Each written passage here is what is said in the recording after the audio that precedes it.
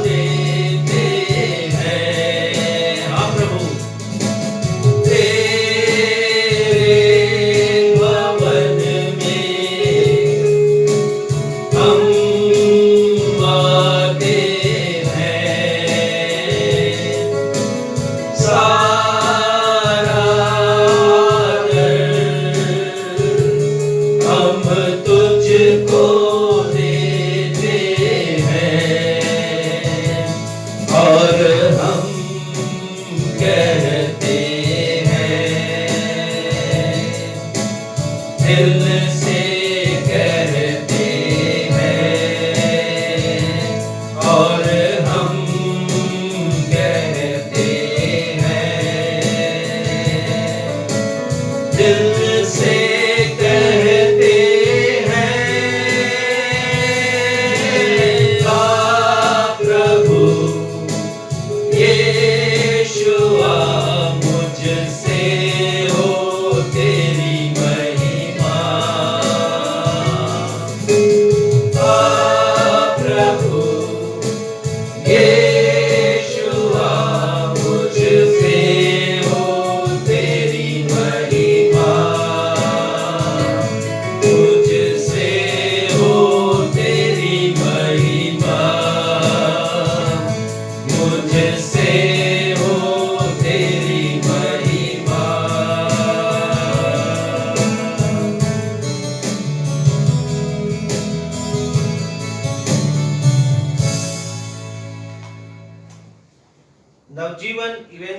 Church की 66वीं online आराधना में मैं क्षितिज मसीह आप समस्त दर्शकों एवं कलीसिया में उपस्थित सभी प्रभु भक्तों का अपने उद्धारकर्ता प्रभु यीशु मसीह के अतुलनीय नाम में हार्दिक स्वागत करता हूँ।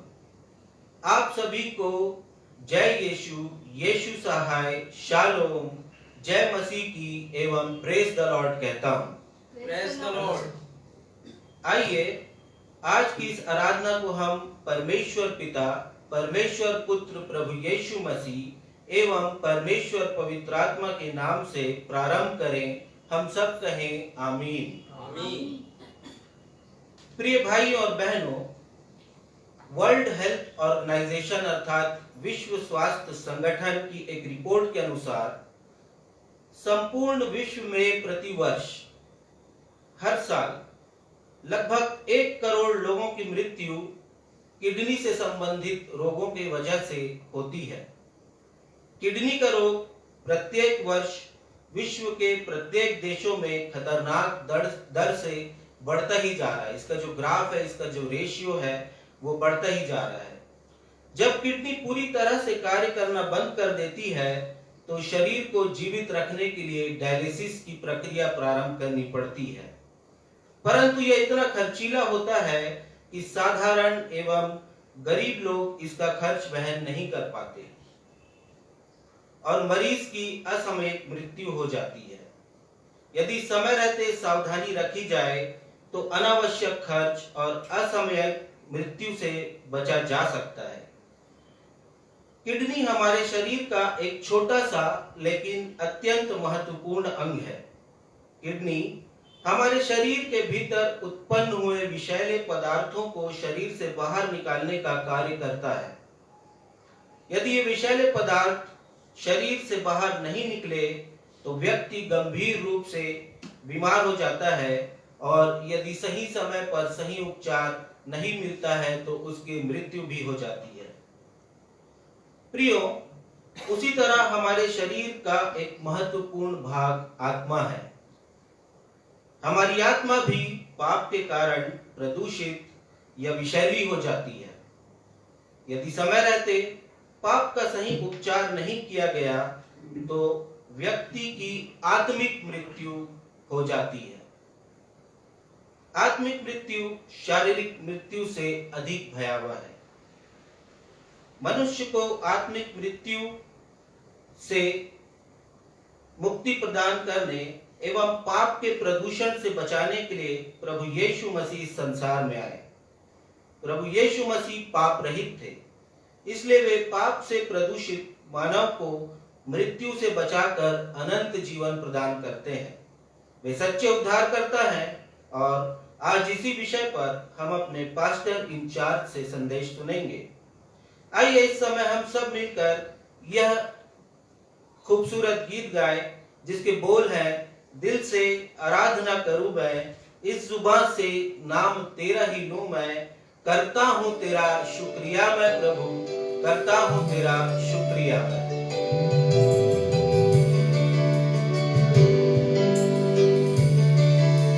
आइए अपने दिल से हम आराधना करें, इस जुबान से प्रभु यीशु मसीह का नाम लें, उन्हें शुक्रिया अदा करें क्योंकि उन्होंने हमारी आत्मा को बचाने के लिए, हमारी आत्मा को पाप के दंश से बचाने के लिए अपने आप को क्रूस पर दिया।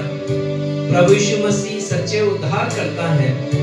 प्रभु यीशु मसीह मानव बन गए हम सभी के लिए। हम शुक्रिया अदा करें और प्रभु यीशु मसीह निष्पाप रहे।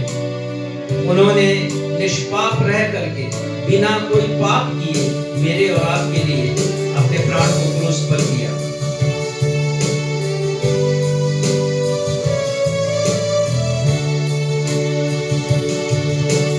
दिल से आराधना करूं मैं, इस जुबान से नाम तेरा ही लूं मैं, पूरे दिल से आराधना करूं मैं, इस जुबान से नाम तेरा ही लूं मैं।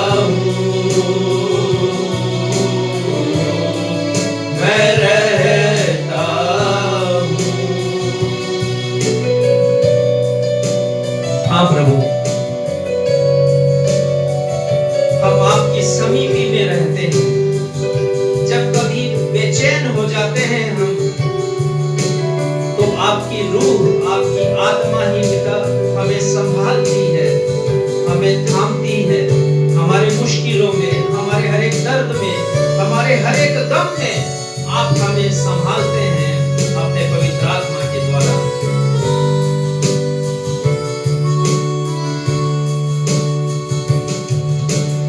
जब होता हूँ बेचैन कभी, तेरी रूह तब मुझको थामती है।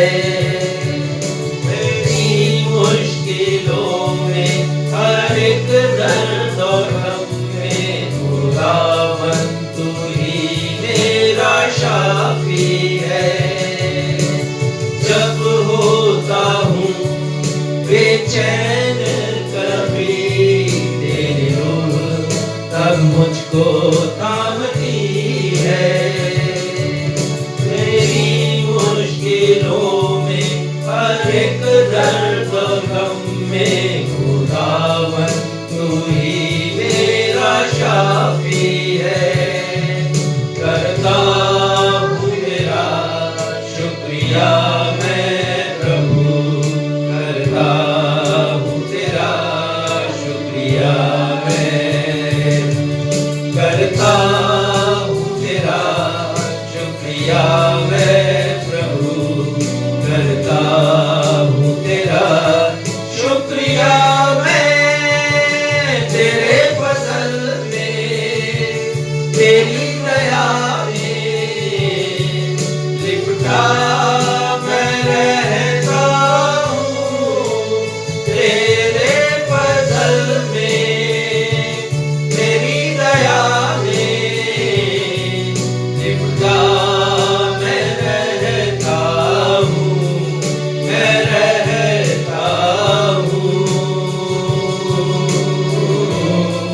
मैं रहता हूँ।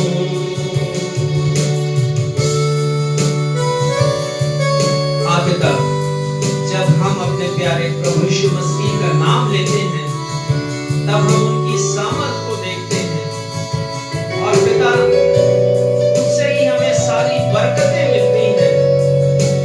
और उन बरकतों में एक बरकत है हमारे पापों की क्षमा, जो हमें प्रभु यीशु मसीह प्रदान करते हैं।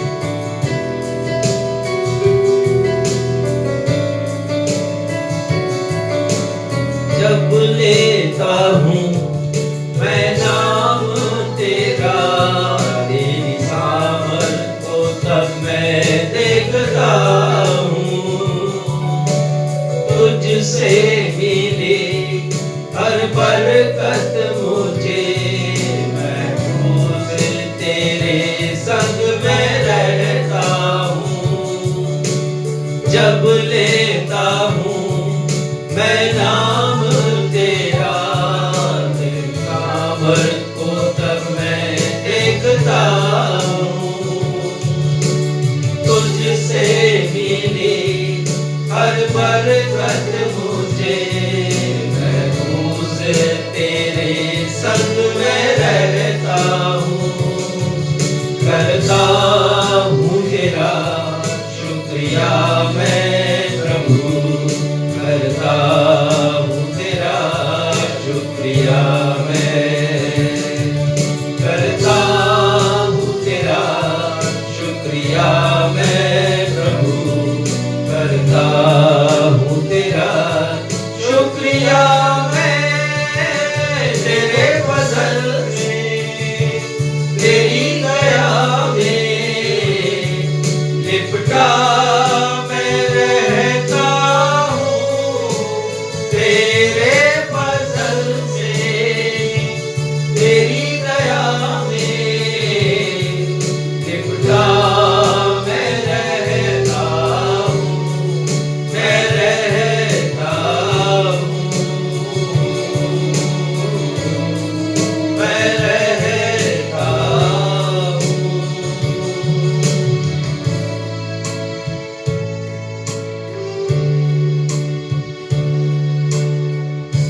हम इसी रीति अपने स्थानों पर खड़े रहेंगे और उत्तरवादी पाठ के लिए निकाल लेंगे भजन संहिता उसका 22वां अध्याय पद 1 से पद 11, भजन संहिता अध्याय 22 पद 1 से पद 11, 11वें पद को हम सभी साथ में मिलकर पढ़ लेंगे।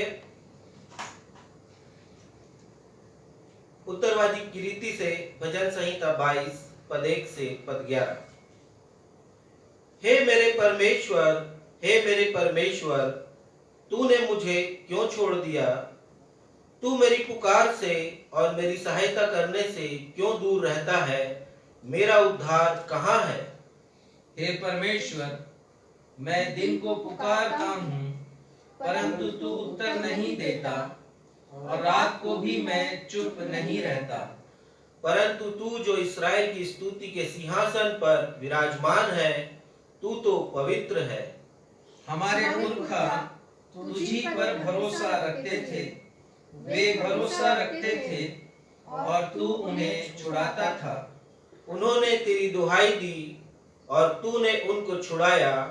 वे तुझी पर भरोसा रखते थे और कभी लज्जित न हुए। परंतु मैं तो कीड़ा हूँ, मनुष्य नहीं। मनुष्यों में मेरी नाम धराई है और लोगों में मेरा अपमान होता है। वे सब जो मुझे देखते हैं मेरा ठट्ठा करते हैं और होंठ बिचकाते और यह कहते हुए सिर हिलाते हैं, अपने को यहोवा के वश में कर दे, वही उसको छुड़ाए, वह उसको उबारे, क्योंकि वह उससे प्रसन्न है। परंतु तू ही ने मुझे गर्भ से निकाला। जब मैं दूध पीता बच्चा था, तभी से तूने मुझे भरोसा रखना सिखाया।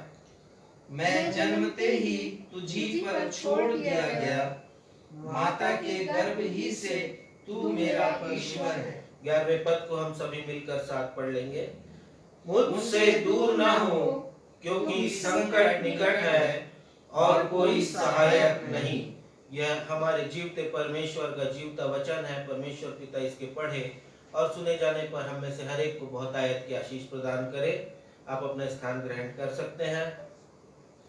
अब समय होगा कि हम अपने पास्टर इंचार्ज से सूचनाएं सुन लेंगे। सूचनाओं के पश्चात वे हम सभी के लिए मध्यस्थता की प्रार्थना करेंगे।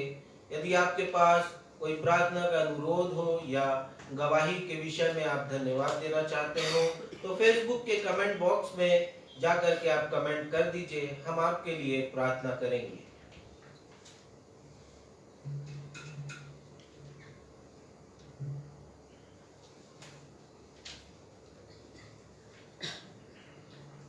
नवजीवन इवेंजलिकल चर्च की 66वीं ऑनलाइन आराधना में आप सभी दर्शकों का जो अपने अपने मोबाइल पर ऑनलाइन उपस्थित हैं और कलीसिया में उपस्थित सभी लोगों का मैं स्वागत करता हूं।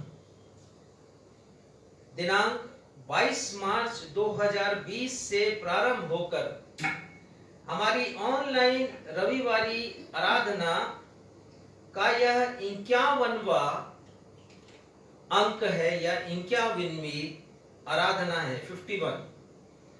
आगामी रविवार अर्थात 21 मार्च को हम ऑनलाइन आराधना का 1 वर्ष पूरा करेंगे और इस उपलब्धि के लिए और हर एक उन आशीषों के लिए जिसे हमने और हमारे दर्शकों ने पिछले 1 वर्ष से ऑनलाइन आराधना के माध्यम से प्राप्त किया है, हम परमेश्वर पिता को हृदय की गहराइयों से धन्यवाद देते हैं। तो आने वाले रविवार को हमारे साथ आराधना में आप अवश्य उपस्थित होइएगा और हम परमेश्वर को उस दिन धन्यवाद देंगे और परमेश्वर के नाम की स्तुति और महिमा के गीत भी हम गाएंगे। उसी दिन अर्थात आने वाले रविवार को प्रभु भोज की आराधना भी संपन्न की जाएगी। तो आप स्मरण रखें और आप घर में ऑनलाइन प्रभु भोज की आराधना में शामिल होते हैं तो जो तैयारियां आप अभी तक करते आए हैं उन्हें अवश्य कर लीजिए। अर्थात रोटी पहले से ही तैयार कर लीजिए और दाखरस तैयार कर लीजिए और बड़ी गंभीरता के साथ प्रभु भोज की आराधना में या उसकी सेवकाई में सहभागिता में आप उपस्थित हों। प्रेयर रिक्वेस्ट इस प्रकार से हैं। पास्टर धर्मेंद्र अल्मोड़ा में रहते हैं, हिमाचल प्रदेश में। उनकी माँ कैंसर पीड़ित है। अल्मोड़ा शायद उत्तराखंड में है। उनकी माँ कैंसर पीड़ित हैं और अस्पताल में भर्ती हैं। उन्होंने अनुरोध किया है कि उनकी माँ की चंगाई के लिए प्रार्थना की जाए। हम प्रार्थना करते हैं और साथ ही साथ आर्थिक परेशानियां भी हैं परिवार में, तो आर्थिक जरूरतें परमेश्वर पिता पूरी कर सकें, ताकि ये पास्टर, जो कि बहुत से पास्टर अल्प वेतन भोगी होते हैं, अपनी माँ की देखभाल अच्छे से कर सके, उनकी चिकित्सा वो अच्छे से करा सके।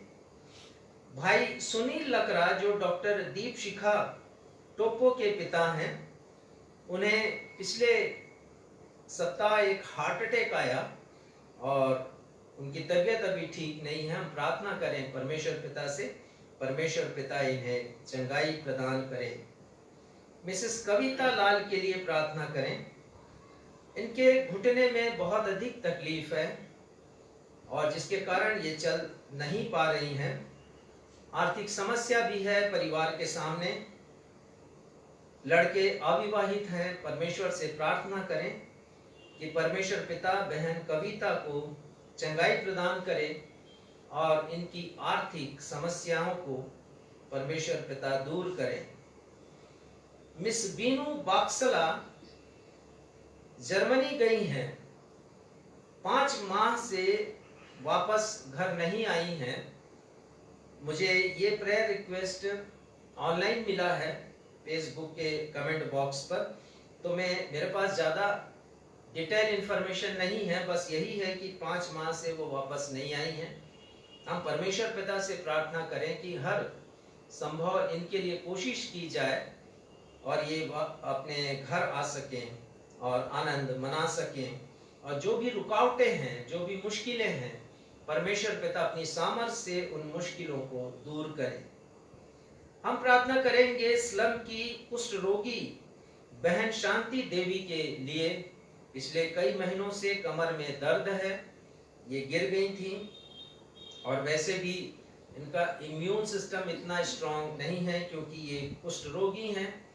हम प्रार्थना करें कि परमेश्वर पिता इन्हें चंगाई प्रदान करे। ये दवाइयाँ ले रही हैं लेकिन दवाइयों से कोई आराम इन्हें हुआ नहीं है और इन्होंने कहा है कि इनके लिए प्रार्थना की जाए। परमेश्वर पिता अपनी सामर्थ को हमारी इस बहन के जीवन में प्रकट करें। नवजीवन गायन मंडली, जो हमारे पास्टर दीहू मार्डिकल की अगुवाई में प्रारंभ हुई है, जो स्वयं एक अच्छे गायक हैं और गीतकार हैं, और उनका मुख्य योगदान रहा है इस गायन मंडली को तैयार करने में। ये गायन मंडली छत्तीसगढ़ी गीतों के माध्यम से समूह गीतों को गाती है, एकल गीतों को भी गाती है, और जो लोक धुन है छत्तीसगढ़ के, उन लोक धुनों का प्रयोग करके मधुर गीतों के गायन से वहां के आसपास क्षेत्र में प्रभु यीशु मसीह का नाम महिमा पा रहा है, और साथ ही साथ सुसमाचार संदेश भी प्रसारित किए जा रहे हैं। इस गायन मंडली की सेवकाई को हम अपनी प्रार्थनाओं में स्मरण रखें कि परमेश्वर इस गायन मंडली के द्वारा अपनी अद्भुत सेवकाई उस क्षेत्र में पूरा करें, जिसके द्वारा बहुत से लोग उद्धारकर्ता यीशु के बारे में जान सकें। प्रार्थना करेंगे बालक आदर्श दिनकर के लिए। 3 वर्ष इसकी उम्र है लेकिन मानसिक विकास नहीं हो पाया है, जिसके कारण ये बच्चा न बात कर सकता है, न ठीक से चल सकता है, संतुलन भी नहीं है इसके पास मानसिक विकास नहीं होने से, और बहुत सी बातों को समझता भी नहीं है। प्रार्थना करें कि इस बच्चे को परमेश्वर पिता अद्भुत तरीके से अपनी सामर्थ के द्वारा चंगाई दें, जिससे ये बच्चा स्वस्थ हो सके। एक छोटा शिशु है, प्रार्थना में स्मरण रखें इस बालक को। उसका कोई नाम भी मुझे नहीं बताया गया। उसके हृदय में छेद है। जन्म के पश्चात ही जब उसका स्वास्थ्य खराब हुआ और बिलासपुर में ला करके जब उसकी चिकित्सा की गई, उसकी जांच की गई, तो पता चला कि उसके हृदय में छेद है और फिलहाल वो अस्पताल में है, अंडर ट्रीटमेंट है। प्रार्थना करें कि परमेश्वर पिता इस छोटे बच्चे को भी चंगाई प्रदान करें। पास्टर बलराम की सास के पेट में अक्सर दर्द होता है। प्रार्थना करें कि वो दर्द जाता रहे और उन्हें दर्द से मुक्ति मिल सके। भाई सुनील सोनवानी को योग्य जीवन साथी की आवश्यकता है।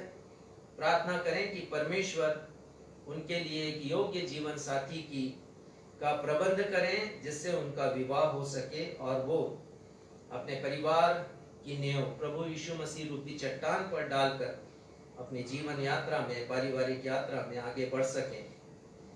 बहन मोगरा एवं ताप्ती के आत्मिक विकास के लिए प्रार्थना करें।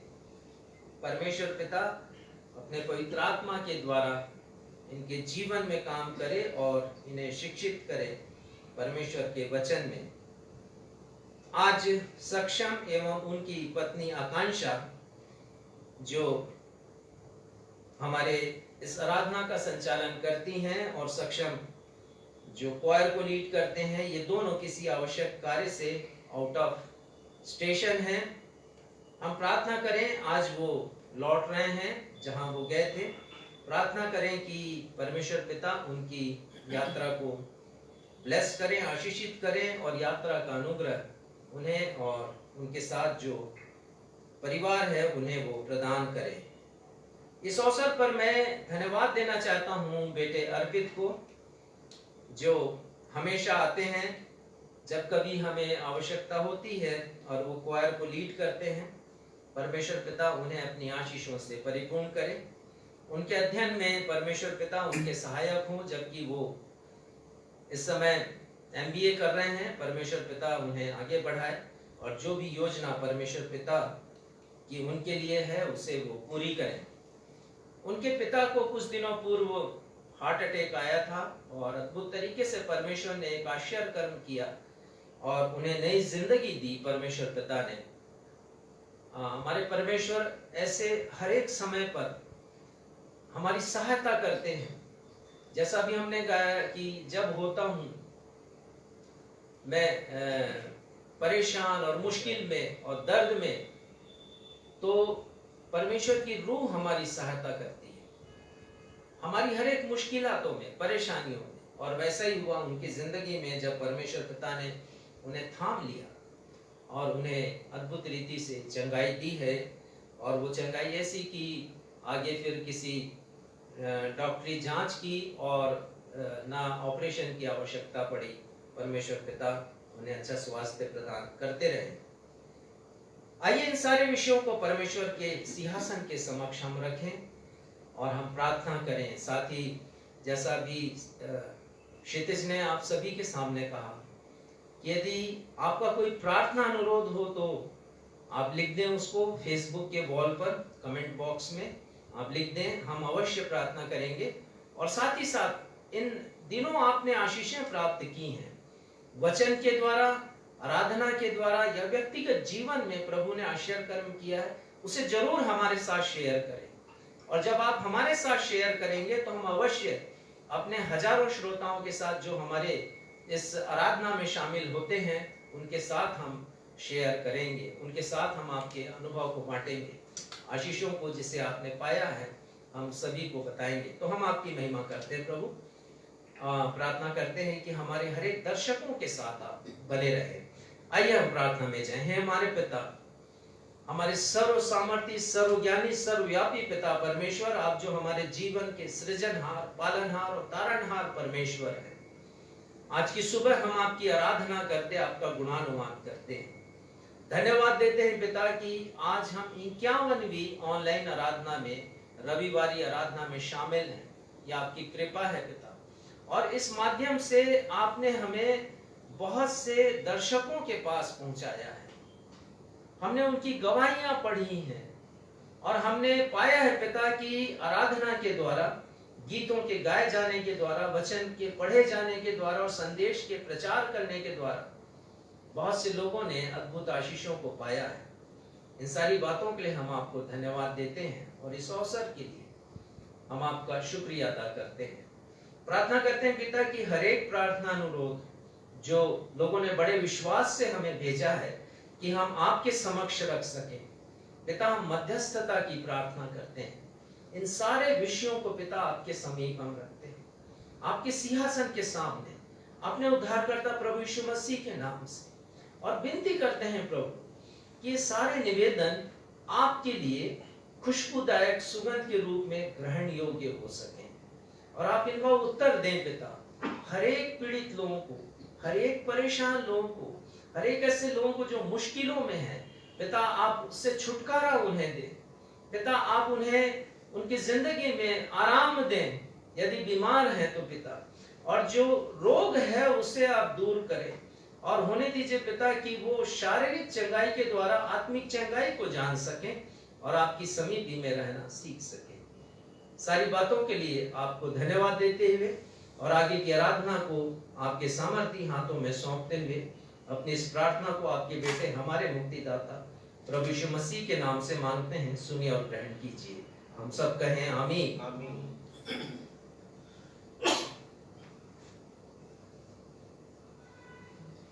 अब हम सभी के लिए अवसर होगा कि हम अपनी अपनी भेंटों एवं धन्यवादी भेंटों को अर्पित करने के द्वारा परमेश्वर पिता को महिमा प्रदान करें। और इस समय जब हम अपनी भेंटों को प्रभु के समक्ष प्रस्तुत करेंगे, हम गीत गालेंगे। प्रभु का धन्यवाद करूंगा, उसकी संगति में सदा रहूंगा, साथ चलूंगा और जय जरूर पाऊंगा।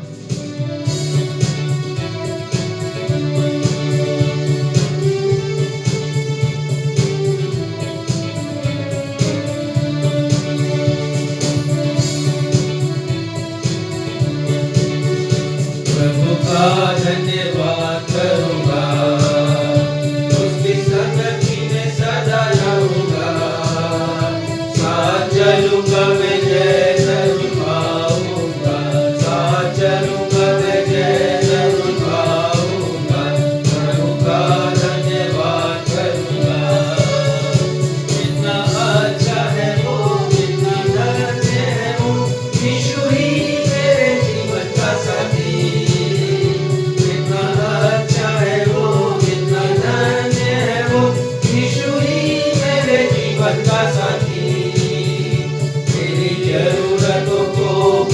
करता है वो, कोई घटी नहीं मुझको, मेरी जरूरतों को पूरी करता है वो, कोई घटी नहीं मुझको।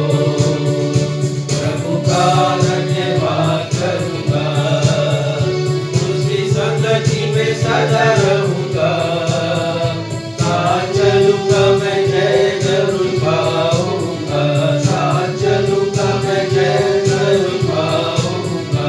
प्रभु का धन्यवाद करूंगा।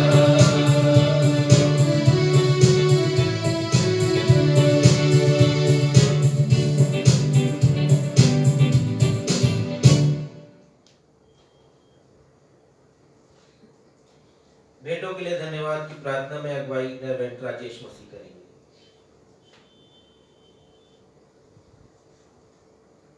आइए इन भेंटों को धन्यवाद के साथ अपने पिता परमेश्वर के हाथों में समर्पित करें।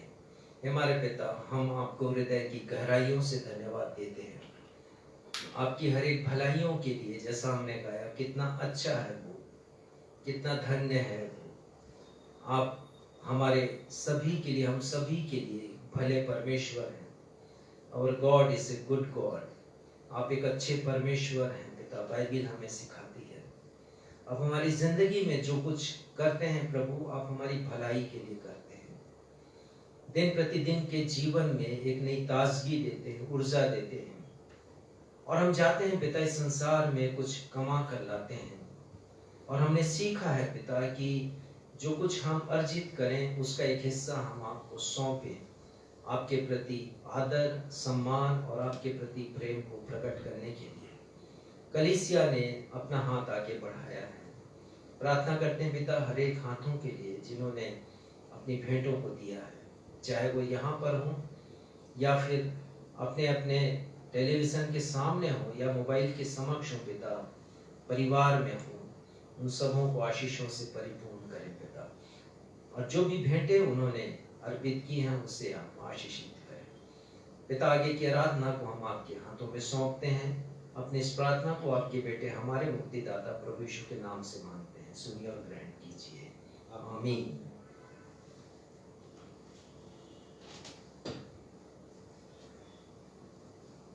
समय होगा पवित्र शास्त्र बाइबल से पाठों के पठन का। पहला पाठ जो पाया जाता है पुराने नियम की पुस्तक यशायाह 50 उसका 4 पद से 9 पद तक। यशायाह अध्याय 50 पद 4 से पद 9। दूसरा पाठ जो पाया जाता है नए नियम से दूसरा कुरिन्थियों 5वां अध्याय पद 17 से 21। दूसरा कुरिन्थियों 5वां अध्याय पद 17 से 21। इसे पढ़ने में हमारी अगुवाई श्रीमती बीना मसीह करेंगी। हम पहला पाठ निकाल लेंगे पुराने नियम से यशायाह नबी की पुस्तक 50वां अध्याय पद 4 से पद 9 तक। यहाँ पर वचन यूं कहता है, प्रभु यहोवा ने मुझे सीखने वालों की जीभ दी है कि मैं थके हुए को उसके वचन के द्वारा संभालना जानूं। भोर को वह नित मुझे जगाता और मेरा कान खोलता है कि मैं शिष्य के समान सुनूं। प्रभु यहोवा ने मेरा कान खोला है और मैंने विरोध न किया न पीछे हटा। मैंने मारने वालों को अपनी पीठ और गलमोछ नोचने वालों की ओर अपने गाल किए। अपमानित होने और उनके थूकने से मैंने मुंह न छिपाया, क्योंकि प्रभु यहोवा मेरी सहायता करता है। इस कारण मैंने संकोच नहीं किया, वरन अपना माथा चकमक के समान कड़ा किया, क्योंकि मुझे निश्चय था कि मुझे लज्जित होना न पड़ेगा। जो मुझे धर्मी ठहराता है वह मेरे निकट है, मेरे साथ कौन मुकदमा करेगा। हम आमने सामने खड़े हों, मेरा विरोधी कौन है, वह मेरे निकट आए। सुनो, प्रभु यहोवा मेरी सहायता करता है, मुझे कौन दोषी ठहरा सकेगा। देखो, वे सब कपड़े के समान पुराने हो जाएंगे, उनको कीड़े खा जाएंगे। यह जीवित परमेश्वर पिता का जीवित वचन है। परमेश्वर पिता इसके पढ़े और सुने जाने पर हम में से हर एक को बहुत आयत की आशीष प्रदान करें। हम सब कहें आमीन। आमीन।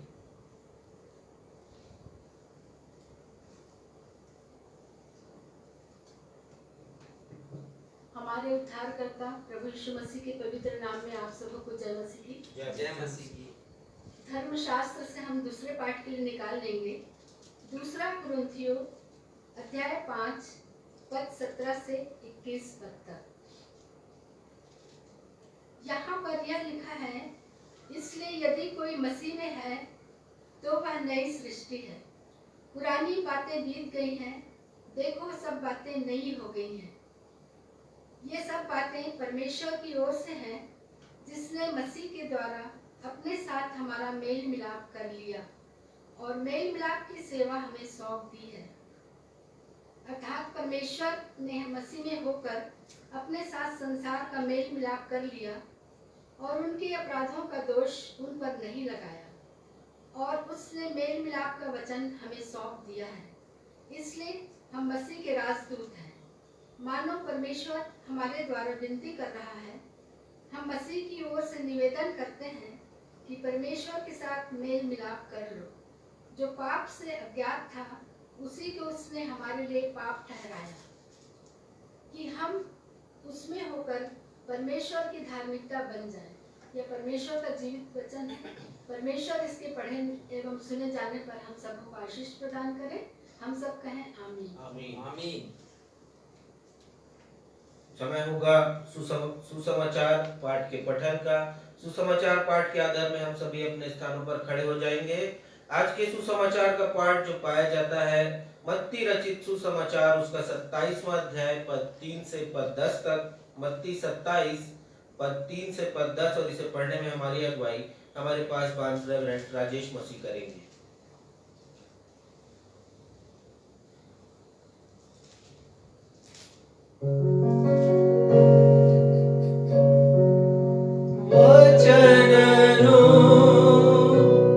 वचन मंगल सुसमाचार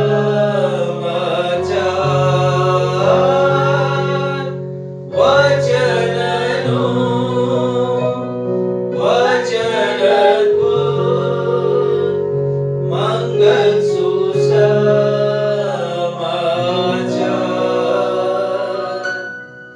आज का सुसमाचार का पाठ मत्ती रचित सुसमाचार उसका 27वां अध्याय पद 3 से लेकर पद 10 तक। मत्ती 27 पद 3 से लेकर पद संख्या 10 तक। और यहां इस प्रकार लिखा है, जब यीशु के पकड़वाने वाले यहूदा ने देखा कि यीशु दोषी ठहराया गया है तो वह पछताया और वे 30 चांदी के सिक्के महायाजकों और पुरनियों के पास फेर लाया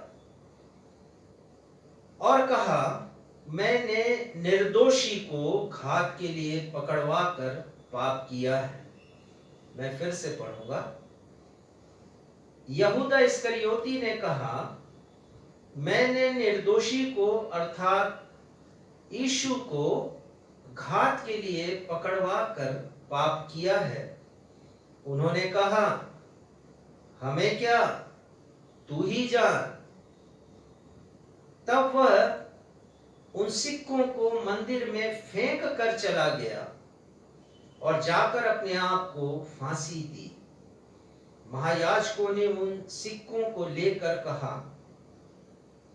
इन्हें भंडार में रखना उचित नहीं, क्योंकि यह लहू का दाम है। सो उन्होंने सम्मति करके उन सिक्कों से परदेशियों के गाड़ने के लिए कुम्हार का खेत मोल ले लिया। इस कारण वह खेत आज तक लहू का खेत कहलाता है।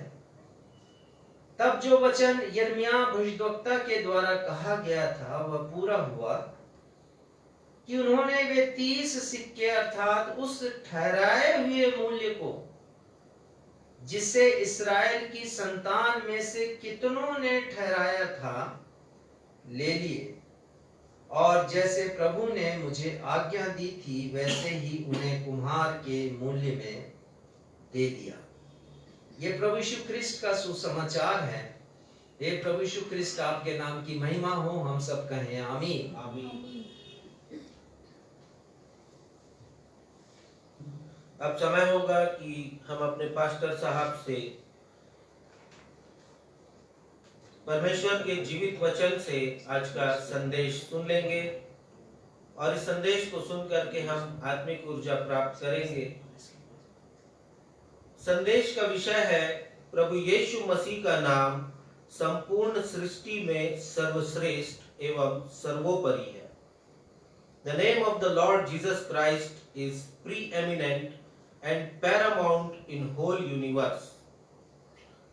और इस विषय का आज जो संदेश पेश किया जाएगा वो 11वां संदेश है इस श्रृंखला का।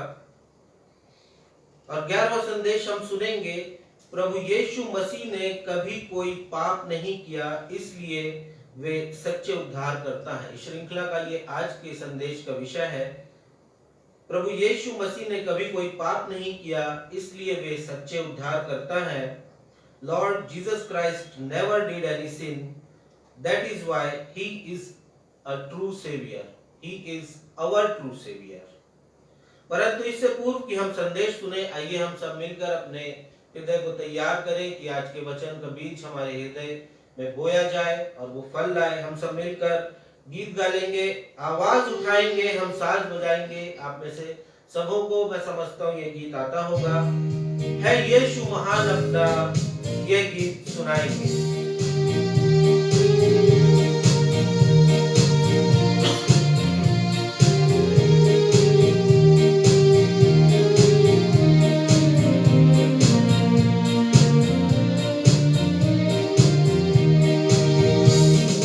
आवाज उठाएंगे, हम साथ बजाएंगे, है यीशु महान अपना।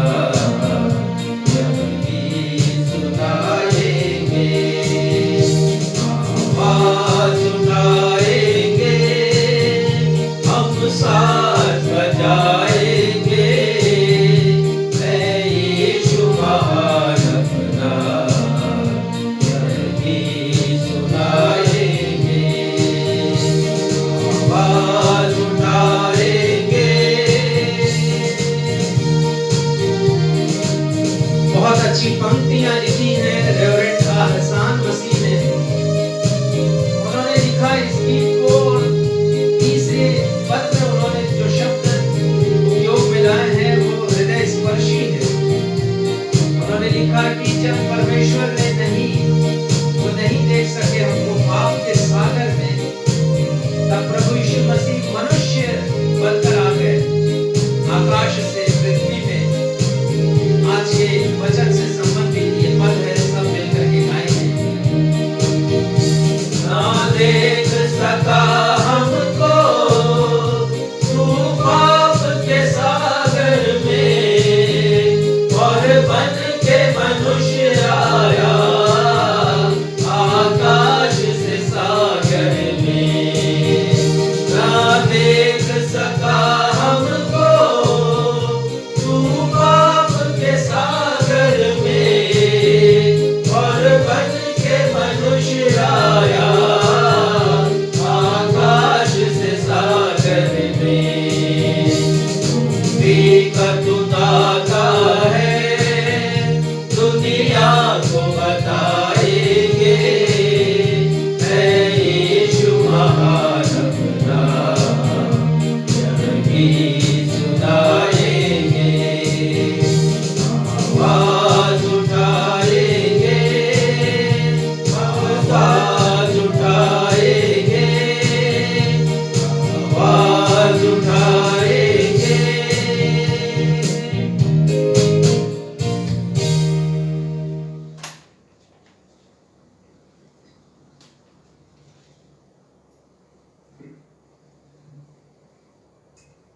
आप सबों को एक बार फिर से जय मसीह की। जय जय मसीह। मसीह। आज की आराधना में शामिल होने के लिए मैं परमेश्वर पिता से विनती करता हूं कि आप सभी को अपनी बरकतों से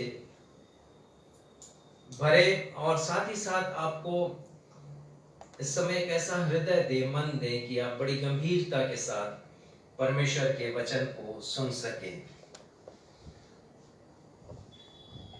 आज का जो विषय है उस विषय पर हम पिछले 3 जनवरी से मनन कर रहे हैं, अर्थात प्रभु यीशु मसीह की श्रेष्ठता के ऊपर हम मनन कर रहे हैं। प्रमुख जो विषय है हमारा, प्रभु यीशु मसीह का नाम संपूर्ण सृष्टि में सर्वोपरि और सर्वश्रेष्ठ है। सिर्फ कहने से ये नहीं हो जाता, परंतु हम ये प्रमाणित भी कर रहे हैं, सिद्ध कर रहे हैं कि आखिर क्यों है वो सर्वोपरि और क्यों है सर्वश्रेष्ठ। इस श्रृंखला के अंतर्गत आज का ये 11वां संदेश है। आप सभी से अनुरोध है कि आपने यदि पिछले संदेशों को नहीं सुना है तो आप अवश्य सुने। ये सारे संदेश YouTube पर और Facebook में मेरे प्रोफाइल में अवेलेबल हैं, और आप अवश्य सुनिएगा, और मेरा ये दावा है कि आप आशीषित भी होंगे। पिछले रविवार हमने मनन किया था कि पतित मानव को एक उद्धारकर्ता की आवश्यकता है, लेकिन वो उद्धारकर्ता कौन है, वो सच्चा उद्धारकर्ता कौन है। और हमने ये देखा कि एक सच्चे उद्धारकर्ता के लिए 2 प्रमुख शर्तों का होना बहुत ही जरूरी है, निहायत जरूरी है। उनमें से जो पहली जरूरत है उसके ऊपर हमने पिछले रविवार मनन किया, और हमने देखा कि पतित मानव का उद्धार मानव ही कर सकता है। बचाना मानव को है, बचाना मनुष्य को है, और इसलिए मनुष्य की उपस्थिति आवश्यक है। लेकिन यह भी हमने देखा कि बाइबल में वर्णित जितने भी श्रेष्ठ चरित्र हैं, श्रेष्ठ व्यक्ति हैं, उनमें भी कोई ऐसा गुण नहीं कि वो उद्धार दे सके मनुष्यों का, क्योंकि तमाम गुणों के बावजूद भी एक अवगुण उनके जीवन में कि वो पापी हैं, और यदि वो पापी हैं तो एक मानव दूसरे मानव का उद्धार कर ही नहीं सकता, क्योंकि उद्धार बिना पाप क्षमा के होता नहीं। और पाप क्षमा कौन करेगा? जिसने कभी पाप ना किया हो। तो फिर किसके द्वारा उद्धार संभव है? और हमने देखा कि परमेश्वर के द्वारा उद्धार संभव है, और इसीलिए मनुष्य के उद्धार के लिए परमेश्वर स्वयं मानव बन गए, मानव रूप को धारण किया, जिन्हें हम प्रभु यीशु मसीह के रूप में जानते हैं। प्रभु यीशु मसीह मानव बनकर के इस धरती पर आए, मानव को बचाने के लिए। पहली शर्त को उन्होंने पूरा किया। बड़े विस्तार से पिछले रविवार हमने इसके ऊपर चिंतन मनन किया था।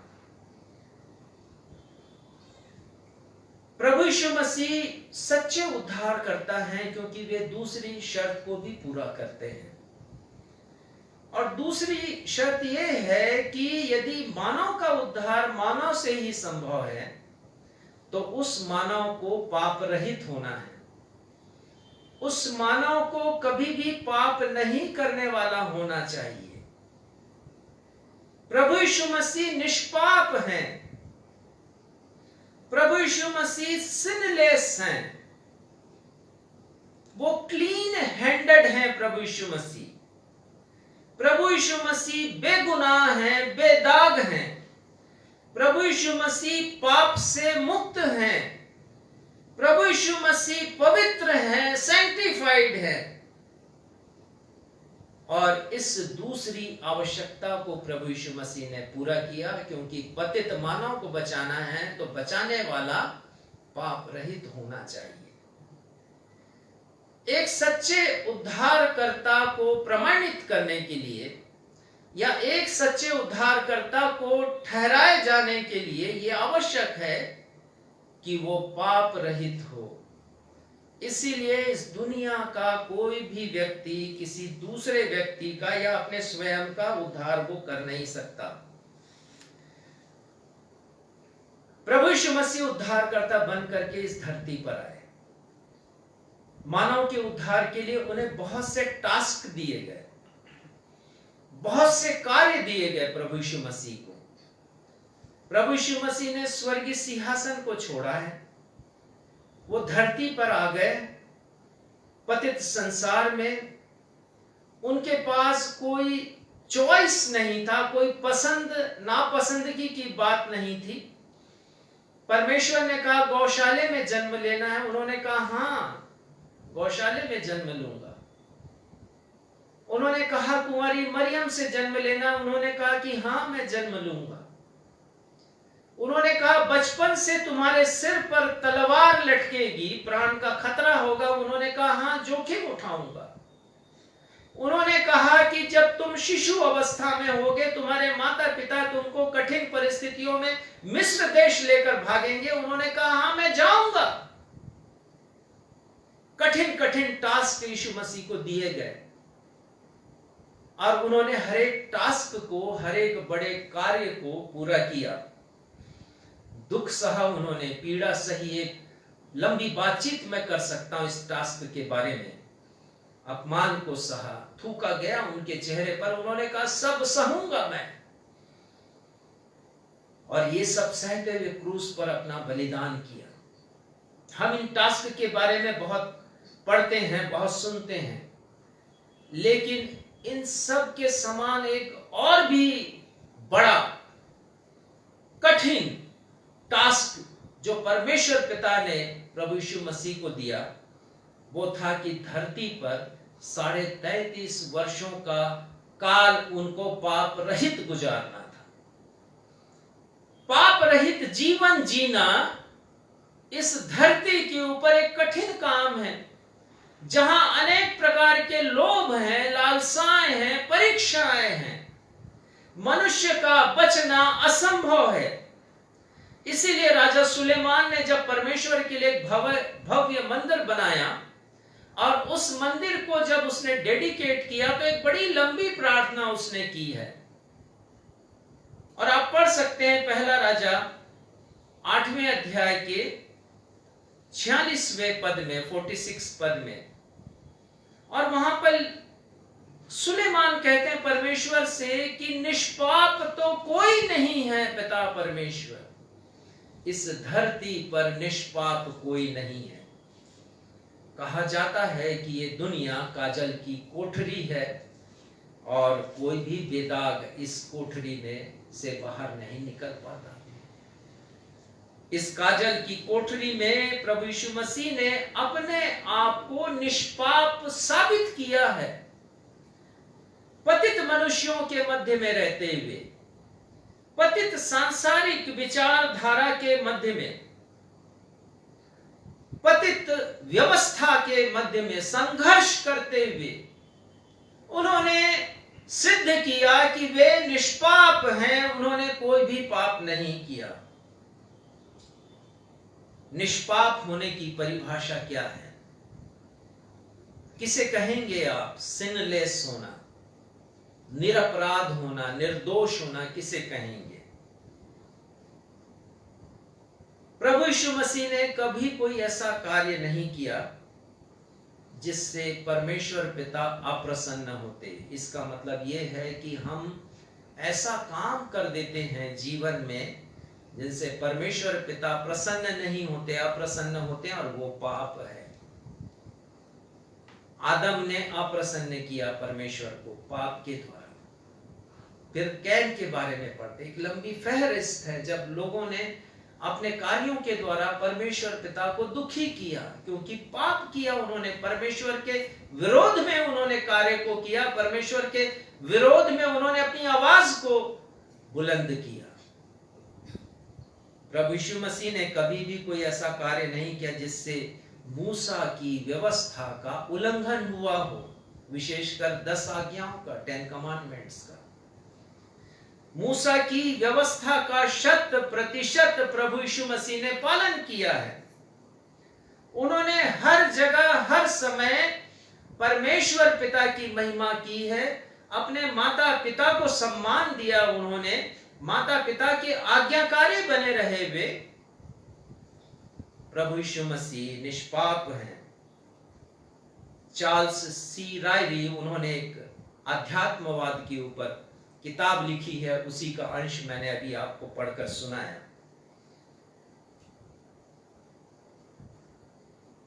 ये कहा जाता है कि प्रभु यीशु मसीह ने 100 में से यदि 99 अच्छे कार्य किए होते और एक पाप कर दिया होता, तो भी वो उस क्वालिटी को, उस क्वालिफिकेशन को खो देते जो एक सच्चे उद्धारकर्ता में होना चाहिए। 99 बहुत अच्छे कार्य, लेकिन एक यदि गुनाह उन्होंने किया होता तो वो डिस्क्वालीफाई हो जाते। ये क्वालिफिकेशन बड़ी आवश्यक थी परमेश्वर की नजरों में और शैतान को हराने के लिए कि प्रभु यीशु मसीह ने अपने जीवन में कोई पाप नहीं किया। मानव के उद्धार का कार्य क्रूस के ऊपर प्रभु यीशु मसीह ने पूरा किया। 3 आवश्यक बातें उन्होंने क्रूस के ऊपर की। पहला, मानव के पापों की क्षमा के लिए रक्त का बहाया जाना आवश्यक था, जो केवल क्रूस पर सजाए मौत के द्वारा संभव था। और फिर कोई ऐसा मृत्यु दंड नहीं है इस दुनिया में, कभी बना ही नहीं, जिसमें मनुष्य के रक्त की एक एक बूंदें टपक टपक कर गिरती हो। दूसरा, जो रक्त बहाया गया है वो दोष रहित होना चाहिए, पवित्र होना चाहिए, दूसरी आवश्यकता। और तीसरा तो मैंने बता ही दिया कि रक्त को क्रूस पर बहाया जाना आवश्यक था। प्रभु यीशु मसीह ने लोगों के उद्धार के लिए अपने प्राण को दिया और 2 महत्वपूर्ण कार्य उन्होंने किए। पहला यूहन्ना 3 अध्याय के 5वें पद में संत यूहन्ना लिखते हैं, प्रभु यीशु मसीह इसलिए दुनिया में आए ताकि लोगों के पापों को हर ले जाएं। पापों को हरने के लिए आया। हरने का अर्थ क्या हो सकता है? मैंने देखा इंग्लिश बाइबल में तो लिखा to take away our sins, हमारे पापों को ले लेने के लिए, हमारे पापों को अपने ऊपर ले लिया प्रभु यीशु मसीह ने, हर लिया। जो मेरा था, मेरे जितने भी अवगुण थे, पाप थे, कमजोरियां थी, प्रभु यीशु मसीह ने ले लिया अपने ऊपर। पहला काम उन्होंने किया। और पहला पतरस 3:18 के अनुसार संत पतरस लिखते हैं, प्रभु यीशु मसीह ने अधर्मियों के पापों के कारण दुख उठाया। प्रभु यीशु मसीह धर्मी हैं, तो धर्मी ने अधर्मियों के कारण अर्थात मेरे और आपके कारण दुख को उठाया, क्रूस की मर्मांतक पीड़ा को उन्होंने सहा। और आगे वो लिखते हैं ताकि उन्हें परमेश्वर के पास पहुंचा सके। एक काम प्रभु यीशु मसीह ने किया कि हमारे पापों को अपने ऊपर ले लिया, और दूसरा काम उन्होंने किया कि हमें परमेश्वर के पास वो पहुंचा सके। पहला पतरस 3:18। ऐसा नहीं कि लोग पहले नहीं पहुंचते थे परमेश्वर के पास, लेकिन वो व्यवस्था केवल इस्राएलियों के लिए थी। इस्राएलियों को व्यवस्था दी गई, और सबसे पहली बार दी गई जब वो मिस्र में थे, और परमेश्वर पिता ने मूसा के द्वारा लोगों को आदेश दिया और कहा कि ये फसह की रात है, ये छुटकारे की रात है तुम्हारे लिए। तुम राजा फिरौन के दासत्व से छूट करके उस देश में पहुंचोगे जिसकी प्रतिज्ञा मैंने तुम्हारे पूर्वजों से की है, और उस देश में जो धन धान्य से परिपूर्ण है, जहां दूध और मधु की धाराएं बहती है। वो प्रतिज्ञा किया हुआ देश कनान देश। तो वो रात छुटकारे की रात थी, यदि आप निर्गमन 12वां अध्याय पढ़ें। और फसह का पर्व उसी रात को स्मरण करने के लिए मनाया जाता। और परमेश्वर ने मूसा के माध्यम से आज्ञा दी थी कि तुम्हें बलिदान करना है, हर परिवार को बलिदान करना है, और बलिदान मेमने का करना है। और उस मेमने में 3 जरूरी बातों का होना आवश्यक है। पहली बात कि वो मेमना 1 वर्ष का हो। दूसरी बात, वो मेमना नर में से हो।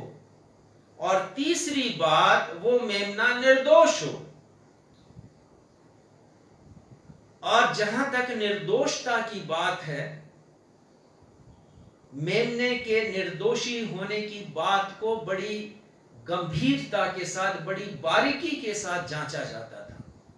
बाद में जब परमेश्वर पिता ने पूरी व्यवस्था दी और परमेश्वर का निवास स्थान बना, लोग बलिदान देने के लिए आने लगे वहां पर पापों की क्षमा के लिए, तो याजक बड़ी गंभीरता के साथ, बड़ी बारीकी से, बड़े गौर से वो देखता था कि इस मेमने में या बलिदान के पशु में कुछ ऐब तो नहीं है, कुछ दोष तो नहीं है। ऐसा तो नहीं है कि वो बहुरंगी है, ऐसा तो नहीं है कि उसका खुर फटा हुआ है, ऐसा तो नहीं है कि वो कहीं से लंगड़ा है, या कोई दाग तो नहीं है उसके ऊपर। और यदि ऐसा होता तो उसको रिजेक्ट कर दिया जाता था, अर्थात निर्दोष होना चाहिए। प्रभु यीशु मसीह मानव के पाप की क्षमा के लिए स्वयं मेमना बन गए। पहले वो मानव बने और वही मानव मेमना बन गए, बलिदान का मेमना। यूहन्ना 1:29 में, यूहन्ना रचित सुसमाचार पहले अध्याय के 29वें पद में, संत यूहन्ना बपतिस्मा देने वाले यूहन्ना वो गवाही देते हैं प्रभु यीशु मसीह के लिए, और वो कहते हैं देखो यह परमेश्वर का मेमना है। प्रभु यीशु मसीह के लिए उनके ये जज्बात थे, ये परमेश्वर का मेमना है जो सारे जगत के पापों को उठा ले जाता है। प्रभु यीशु मसीह मेमना बन गए।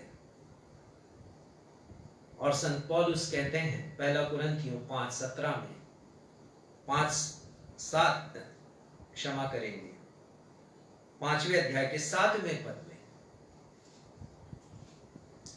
वो कहते हैं संत पौलुस कि मसीह जो हमारा फसह है या मसीह जो हमारे फसह का मेमना है वो बलिदान हुआ है। प्रभु यीशु मसीह फसह का मेमना बन गए। लेकिन यह निर्दोष मेमना क्रूस पर बलिदान कैसे हो, कैसे इसे हम क्रूस तक पहुंचाएं, एक षड्यंत्र रचा गया। और मैं चाहूंगा कि आप निकाल लें यूहन्ना 11वां अध्याय और उसके पद 47 से 50 की तरफ हम देखेंगे। यूहन्ना 11वां अध्याय कैसे प्लॉटिंग हुआ है, कैसे कॉन्स्पिरेसी हुई है प्रभु यीशु मसीह को क्रूस तक पहुंचाने के लिए, यहां पर वर्णन मिलता है। लिखा है 47 वर्ष में, यूहन्ना 11वां अध्याय 47 वर्ष, इस पर महायाजकों और फरीसियों ने मुख्य सभा के लोगों को इकट्ठा करके, अर्थात सनहेद्रिन जो उनकी बड़ी काउंसिल थी, उस मंदिर के भव्य मंदिर की जो बड़ी काउंसिल थी, उसके सारे सदस्यों को उन्होंने इकट्ठा किया और कहते हैं वो हम करते क्या हैं, यह मनुष्य अर्थात प्रभु यीशु मसीह बहुत चिन्ह दिखाता है। 48 में, यदि हम उसे छोड़ दें तो सब उस पर विश्वास करेंगे और रोमी आकर हमारी जगह ले लेंगे। देखिए कितना बड़ा षड्यंत्र है।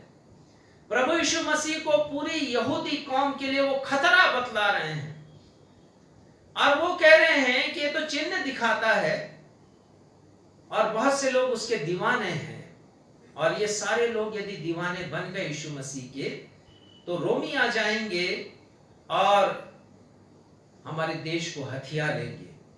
और वो कहता है 49 में, एक महायाजक काइफा नामक एक व्यक्ति ने, जो उस वर्ष का महायाजक था, उनसे कहा तुम कुछ नहीं समझते, तुम कुछ नहीं जानते हो 50 पद में, और ना ही ये सोचते हो कि तुम्हारे लिए यह भला है कि हमारे लोगों के लिए एक मनुष्य मरे। हम सब की भलाई के लिए एक मनुष्य का मरना आवश्यक है। और तब से प्लॉटिंग की जा रही है कैसे यीशु मसीह को पकड़वा दे, कैसे उनके ऊपर अभियोग लगाएं, कैसे उन्हें अपराधी ठहराएं, कैसे पिलातुस के पास हम ले जाएं और सजाए मौत क्रूस पर हम उसे दें। 53 पद में लिखा है, सो उसी दिन से वे उसके मार डालने की सम्मति करने लगे। परमेश्वर का वचन कितनी स्पष्टता से हमें समझाता है इस बात को। प्रभु यीशु मसीह मेमना, निष्पाप मेमना, प्रभु यीशु मसीह को एक बार नहीं अनेक बार पाप में गिराने का षड्यंत्र रचा गया। एक बार नहीं है, उनके जीवन में बहुत से मौके आए कि वो पाप कर दें, एक गलती कर दें, एक चूक कर दें, ताकि सच्चे उद्धारकर्ता होने की योग्यता को उनसे छीना जा सके।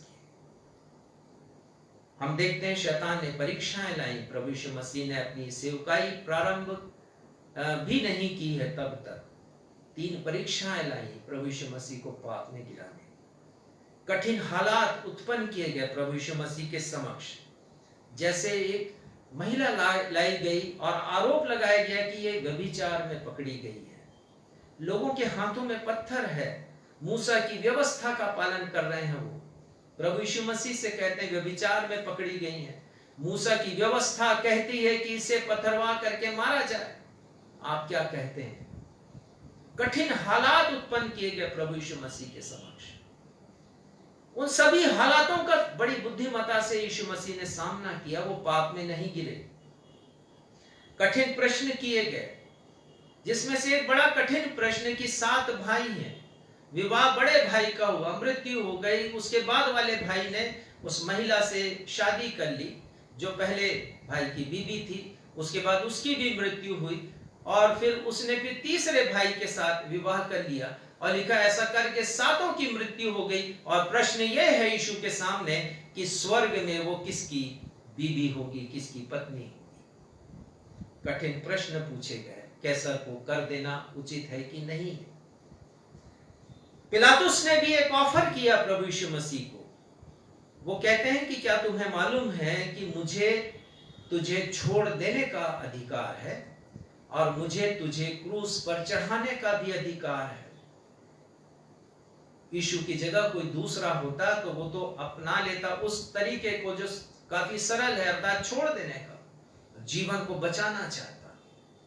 शैतान को अवसर मिल जाता कि उद्धारकर्ता बनने आया था और देखो पाप किया इसने।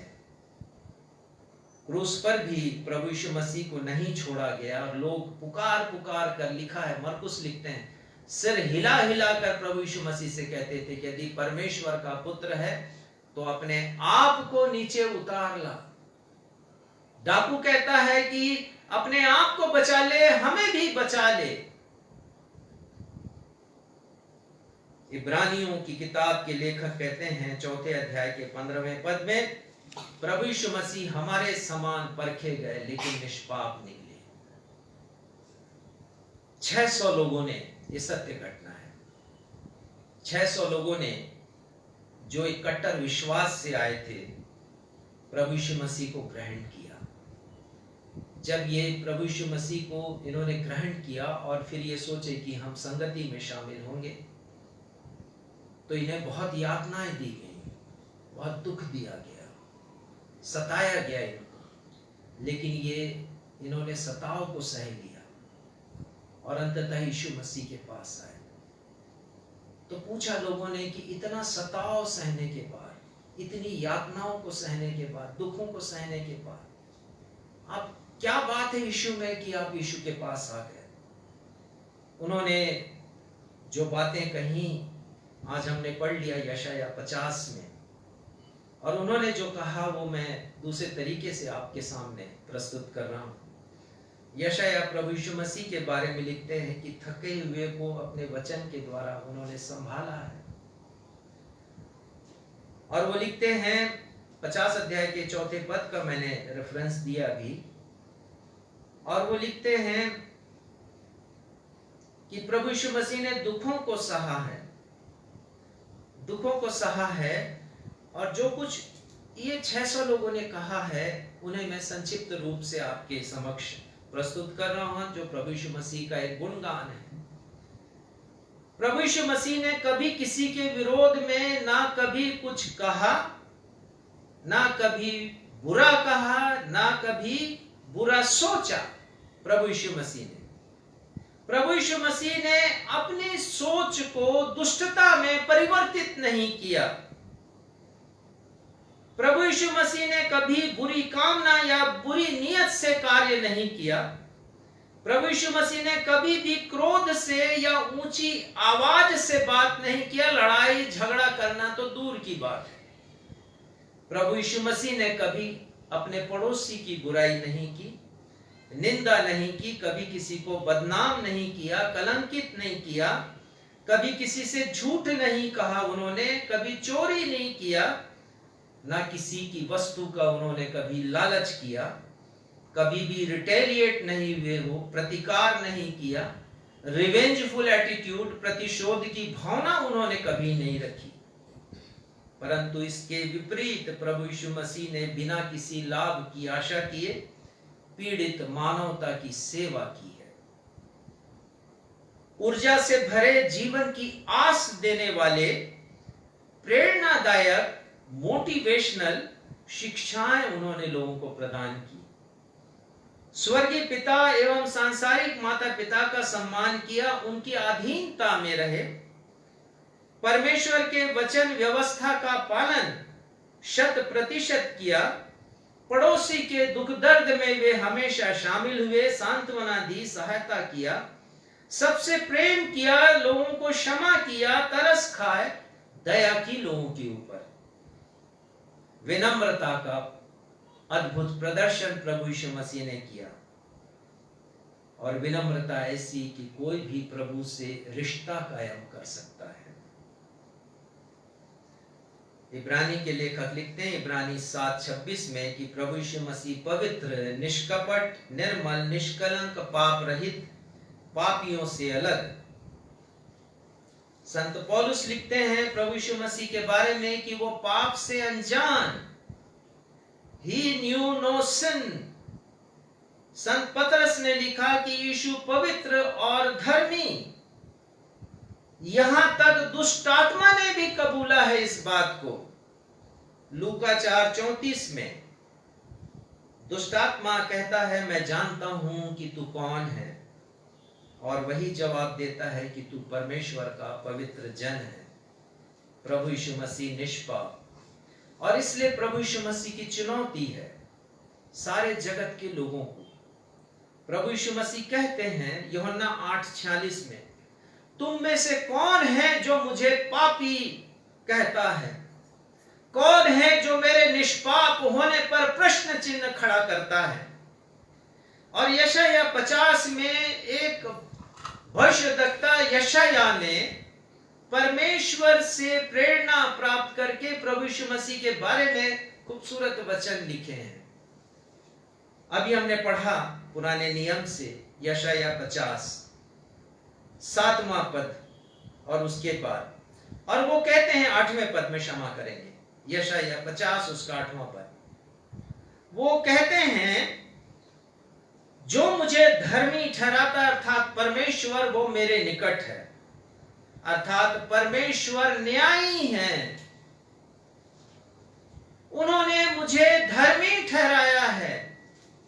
और धर्मी ठहराए जाने का मतलब निष्पाप। और फिर वो कहते हैं कि कौन मेरे साथ मुकदमा करेगा, अर्थात कौन प्रश्न चिन्ह खड़ा करता है कि मैंने पाप किया है, कौन मुकदमा करेगा।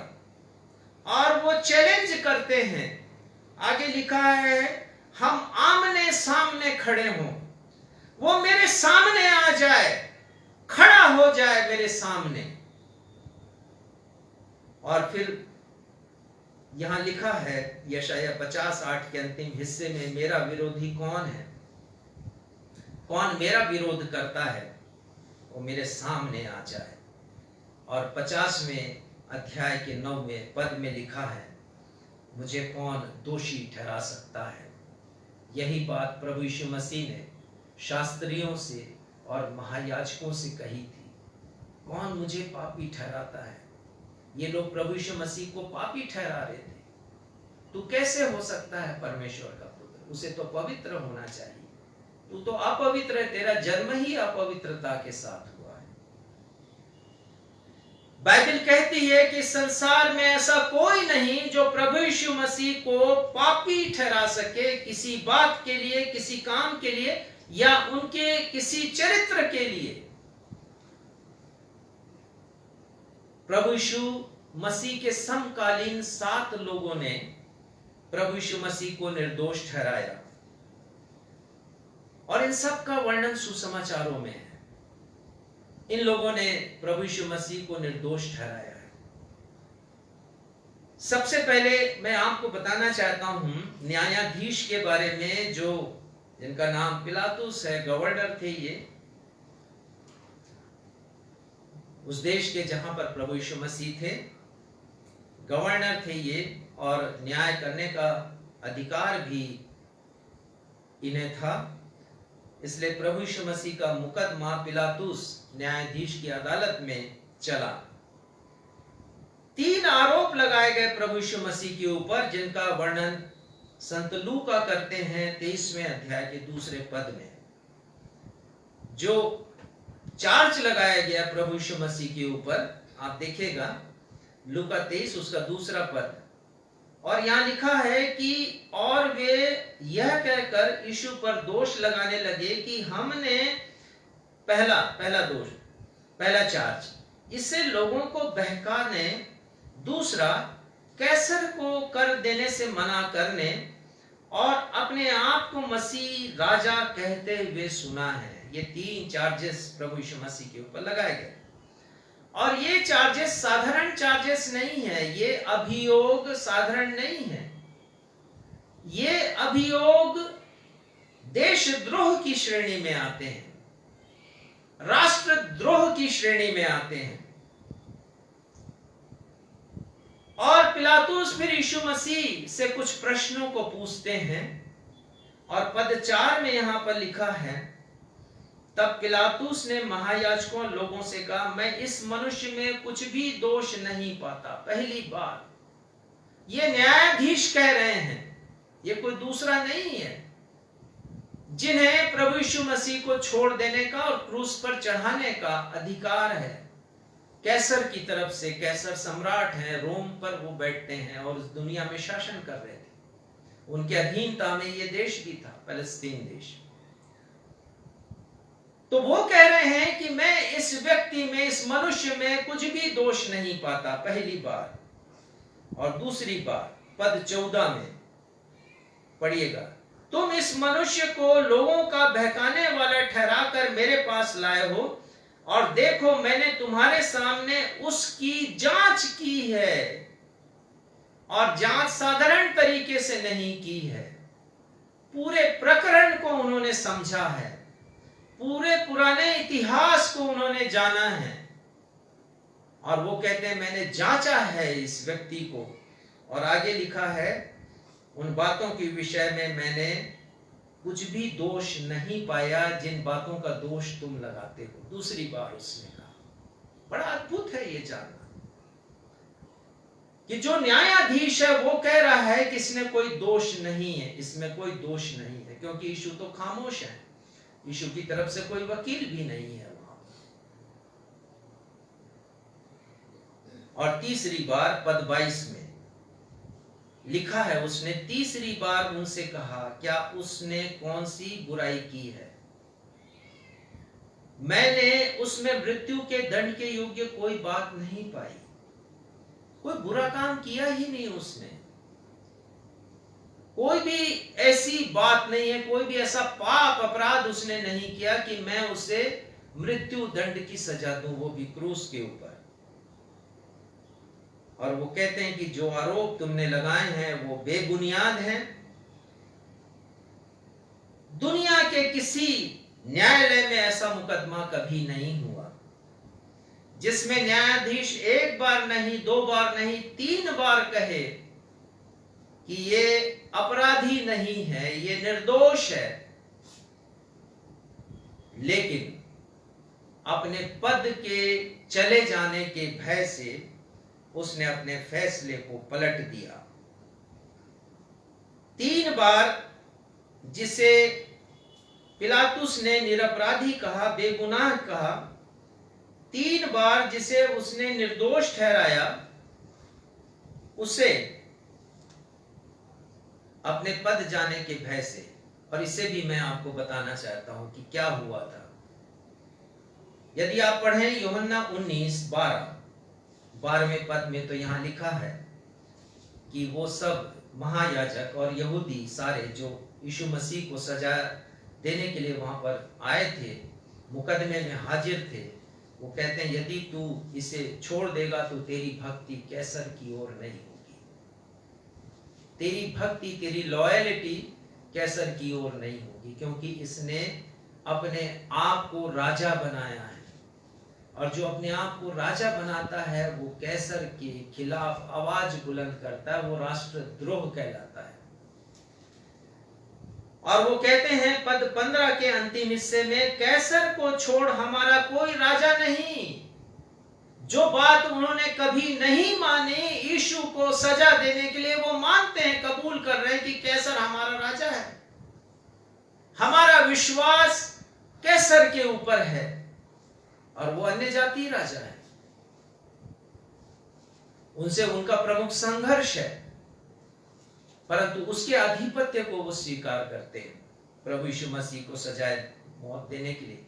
यहां पर पिलातुस हिल जाता है, क्योंकि यदि ये बात कैसर तक पहुंचती तो पिलातुस की गद्दी उसे छीनी जा सकती थी, और इसलिए प्रभु यीशु मसीह को निर्दोष कहने के पश्चात भी उसने क्रूस पर सजा दी, मृत्यु की सजा, फरमान सुनाया उन्होंने। दूसरा निर्दोष जिसने कहा वो स्वयं पिलातुस की पत्नी है। ये भी बड़ा अद्भुत है। और जब प्रभु यीशु मसीह का मुकदमा चल रहा है अदालत में, पिलातुस की अदालत में, तो पिलातुस की पत्नी ने, जिसके बारे में कहा जाता है कि उसका नाम क्लौडिया प्रोक्यूला था, उसने कहला भेजा अपने दूत के द्वारा पिलातुस के पास और उसने जो कहा उसका वर्णन संमति करते हैं अध्याय 27 के 19वें पद में। और वो कहते हैं, लिखते हैं यहां पर कि पिलातुस की पत्नी कहती है कि मैंने आज स्वप्न में उसके कारण बड़ा दुख उठाया। वो धर्मी पुरुष है, उसके मामले में हाथ नहीं डालना। क्या दुख उठाया होगा उसने? पवित्र आत्मा ने प्रकट किया होगा। इसके पहले कि यीशु मसीह को कोड़े लगाए जाते, इसके पहले कि सर पर कांटों का ताज रखा जाता, इसके पहले कि वो अपना क्रूस उठाकर जाते, इसके पहले कि हाथ और पांव में कीलें ठोकी जाती, ये सब कुछ उसने देखा और जाना कि ये व्यक्ति निर्दोष है। और ये संदेश उसने अपने पति के पास भिजवाया। लेकिन जैसा मैंने बताया कि पद को बचाने के लिए उसने प्रभु यीशु मसीह को अपराधी ठहराया। राजा हेरोदेश, जब पिलातुस ने देखा कि ये निर्दोष है, तो उसने सुना कि हेरोदेश वहां पर है, राजा है, उसे भी न्याय करने का अधिकार है, तो यीशु को हेरोदेश के पास भेज देता है। लेकिन लिखा है कि हेरोदेश ने भी प्रभु यीशु मसीह को निर्दोष माना। लूका 23:8 से 11 में इसका वर्णन है। और पद 15 के पहले हिस्से में लिखा है कि हेरोदेश ने प्रभु यीशु मसीह को निर्दोष माना। समय नहीं है कि ये सब मैं विस्तार से बताऊं आपको, मैं जल्दी चलूंगा।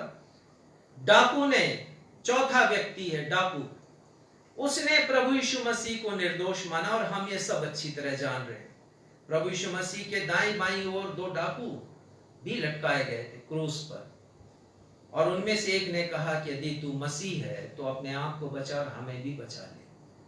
तो दूसरा जो डाकू है वो कहता है कि क्या तू परमेश्वर से भी नहीं डरता?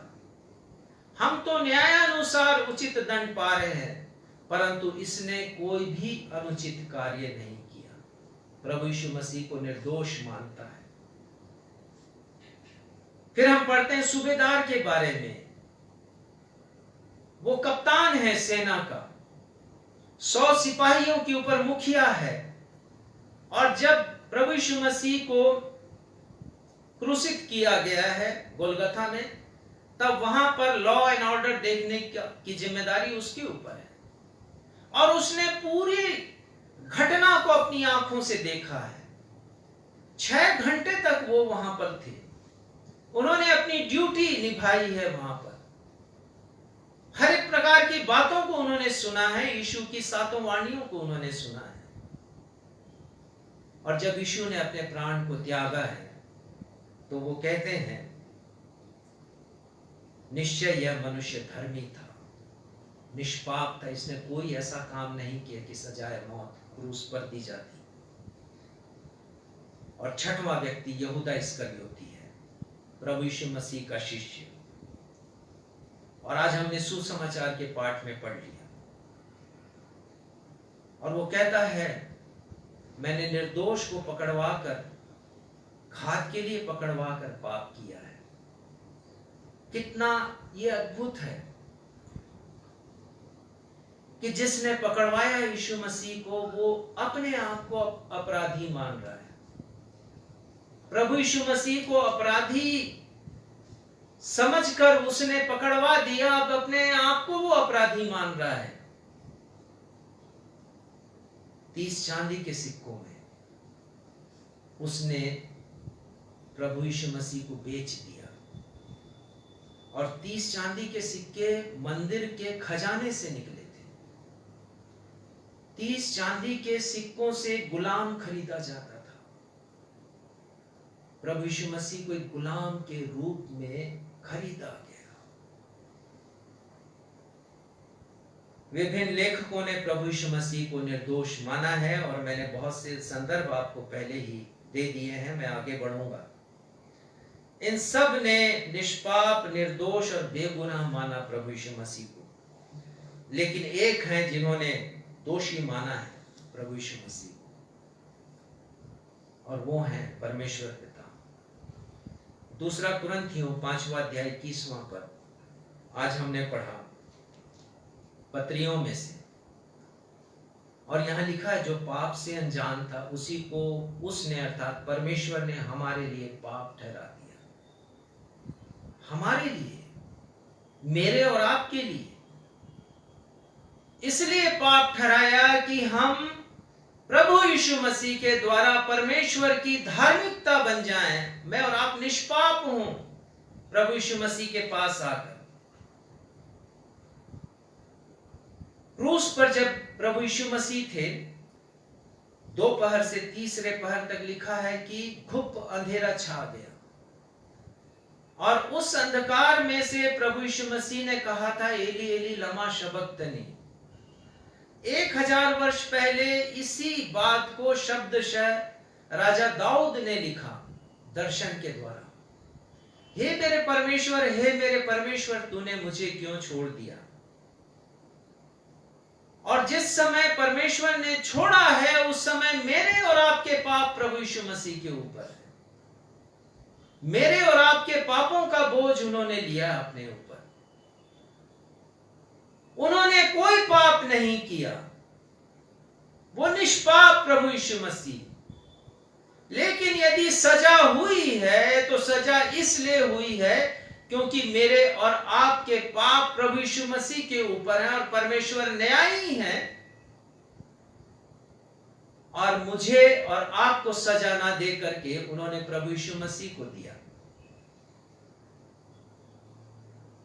यशाया 53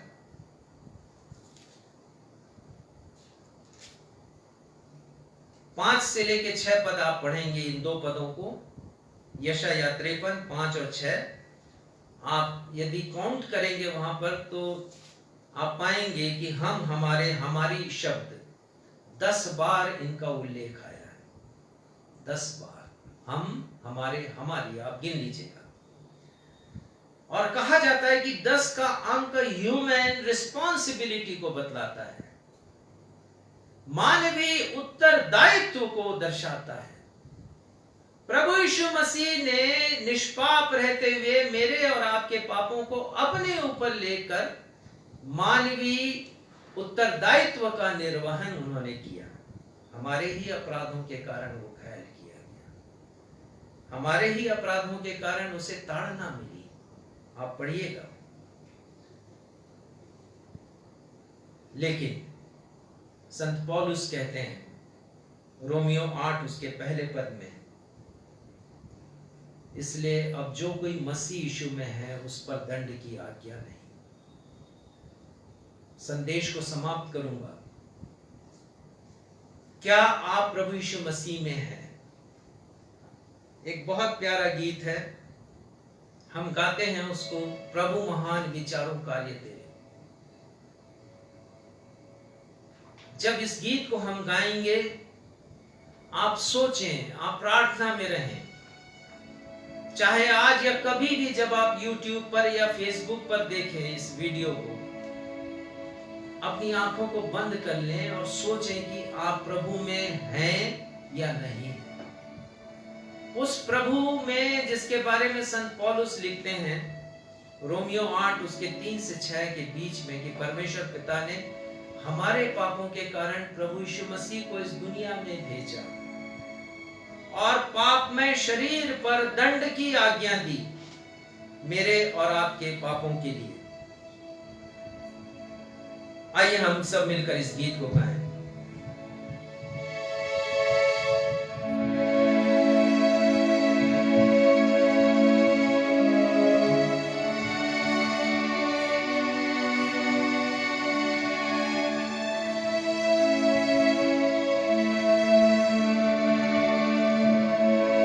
हम गाएंगे जब सोचता हूं, जब सोचता हूं कि पिता अपना पुत्र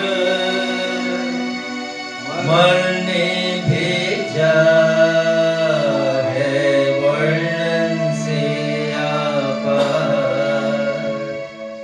कि क्रूस पर उसने मेरे पाप सब लेकर रक्त बहाया, कि मेरा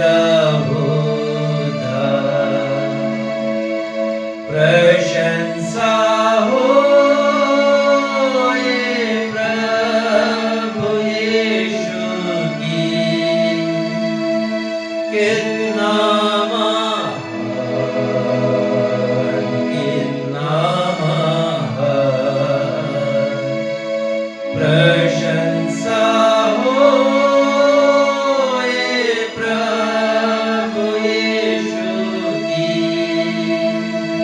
कितना महान,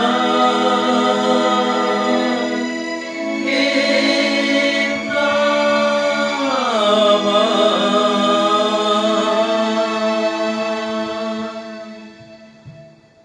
हाँ पिता परमेश्वर, प्रभु यीशु मसीह की महानता का हम गुणगान करते हैं।